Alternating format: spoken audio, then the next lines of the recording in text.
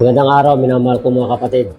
Minamahal ko mga viewers. Tayo po ay mag-aaral ulit tungkol sa mga pagpapala ng ating Panginoon, tungkol po sa bigas, sa laman ng palay, kung gaano ito kabuti sa taong nilikha ng Panginoon. Kung bakit ito sinabi ng Panginoon na ito yung kakainin natin para magkaroon tayo ng maayos sa kalusugan.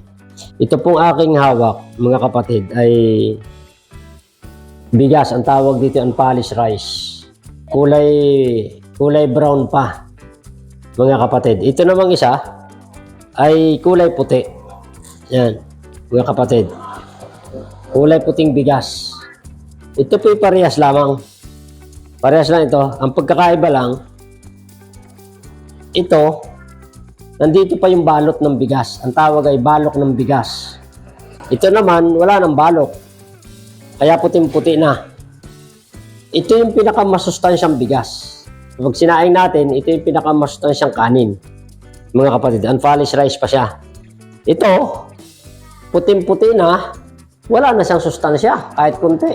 Ang makukuha na lang dito sa puting bigas, pag sinaing mo, ay yung sugar at saka carbohydrates. Kaya sinasabi ng mga expert, pag ikaw daw ay diabetic, ay hindi ka pwedeng kumain ng maraming kanin ganito. Kasi nagpapataas siya ng blood sugar. Ito naman, pwedeng kainin ng madami. Dahil ito po ay hindi nakaka-damage ng pancreas, o hindi nagpapataas siya ng blood sugar pag kahit marami pong kainin mo nito. Hindi dumadami ang sugar sa inyong dugo, mga kapatid. Bakit kaya, no? Ito po nakakatuwa dyan, mga kapatid. Ito, kaya ganito ang kulay, kasi nandito pa yan. Yan, nandito pa yan, oh. Yan yung ipa na yan. Ang tawag dyan ay ipa ng kuno. Oh, yung tamis yan, oh. Parang lasang pulburon. Mabango. Lasang pulburon. Ang tawag dito ay ipa ng kuno o rice bran. Ito yung nakabalot dito nung hindi pa nakukuha ito. Nakabalot ang kulay nito nung hindi pa nakukuha yung ipa ng kuno o yung rice bran. Ganito po ang itsura niya. Nung ito ay nababalot pa nito, itong diwa na ito, itong rice bran, ito yung masustansya kasi nandun pa sa nakabalot. Ngayon, nung inalis na itong balot, itong kuno, itong ipa ng kuno, kaya rice bran o kaya diwan po ang tawag doon sa nakabalot dito, ay masustansya siya nung may balot pa. Nung wala na, inalis na ito, inalis yung diwan na yan, ito wala na sustansya. Kaya lang hindi tayo nanghihina pag kumakain ito, kasi po may sugar at carbohydrates yung nagsisilbing energy ng ating katawan, mga kapatid. Pero nung ito'y may balot pa, katulad nito, ay masustansya. Pwedeng kainin ng marami ng may mga diabetes at saka ng may mga cancer. Ito talaga, pagkain ng may cancer po ito. Talagang mayroon siyang content na lumalaban sa cancer. Ito po yon. Ngayon, ano ba ang mawawala sa bigas pag inalis po ito? Yung D1, mga kapatid. Ang nawala po dito, yung vitamin B complex.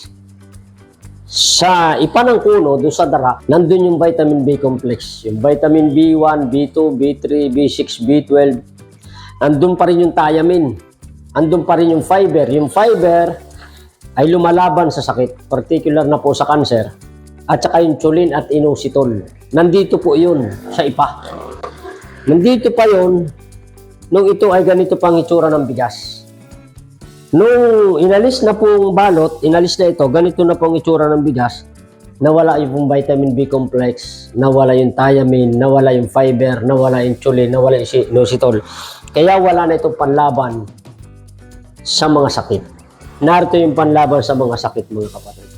Kaya tayo, yung mga magulang natin noong una ay mahahaba ang buhay dahil ang kanilang bigas na sinasaing ay gawa sa sa lusong, binabayo sa lusong. Nandun kasi ito.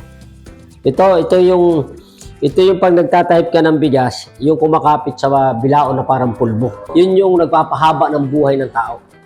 Yun yung nagbibigay ng kalusugan sa iyong baga, sa iyong atay, sa iyong utak, sa iyong puso, sa iyong bituka, sa iyong bato, sa iyong pancreas, sa iyong pali, sa iyong abdo, sa iyong mga nerve. Dito sa mga nerve niya, sa mga laman, sa mga balat. Yan po, ito nagpapatibay ng prostate gland. Ganun kagaling ang Diyos sa paglikha nitong balay, nitong bigas. Kaya, ang payo ko sa inyo, minamahal ko mga kapatid, ay kung makakakain kayo ng ganito, ay mas mabuti. Hindi lang ito ganun kasarap. Hindi siya masarap kainin sa mga bago pa lang kumakain. Masarap ito. Kaya nga lang, wala na itong sustansya. Nandito pa ang sustansya, mga kapatid. Nung maging ganito na, ang itsura, andito na yung sustansya. Pag kayo po may mga sakit na malalala, ito pong kainin nyo. Pag humihin ang inyong baga, ito pong inyong pinakagat o pinakakapin ninyo. Wala naman lasa. Mabango, amoy pulburon. Kung kayo na may gusto nyo ng kanin na masustansya, di itong inyong kainin. Mga kapatid ko, kung gusto nyo namang masarap ang kanin, kayo itong kainin nyo. Wala lang sa sustansya. Minamahal ko mga kapatid.